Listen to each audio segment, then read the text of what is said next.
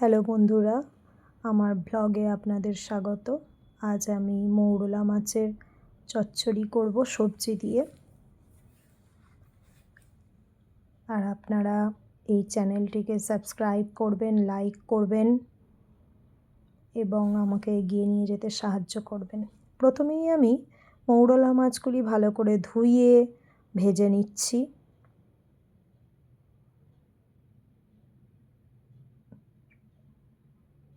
ভেজে নেওয়ার পর আমি এগুলিকে অন্য পাত্রে তুলে রাখছি।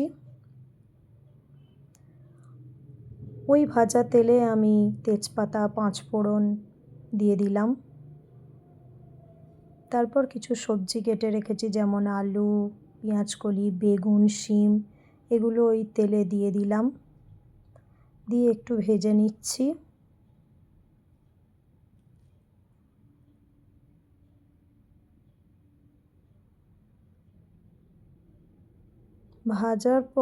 কিছুক্ষণ ভাজার পর আমি ওই তেলে কাঁচা লঙ্কা, টমেটো দিয়ে দিলাম। আপনারাও আপনাদের স্বাদ মতো টমেটো, কাঁচা লঙ্কা দেবেন। এবার আমি তাতে হলুদ, গুঁড়ো লঙ্কা, জিরে গুঁড়ো, ধনে গুঁড়ো, কাশ্মীরি লঙ্কা, নুন দিয়ে দিলাম এবং সেটা মিশিয়ে দিচ্ছি।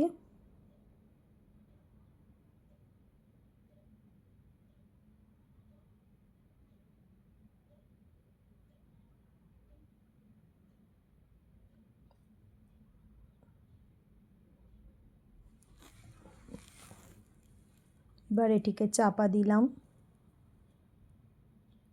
চাপা খোলার পর আমি তাতে মৌরলা মাছগুলি দিয়ে ভালো করে ভেজে নিচ্ছি।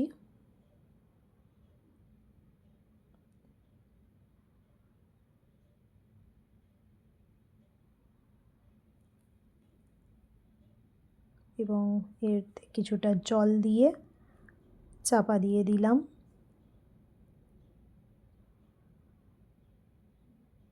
10 মিনিট পর চাপা খোলার পর এটি সম্পূর্ণ রেডি।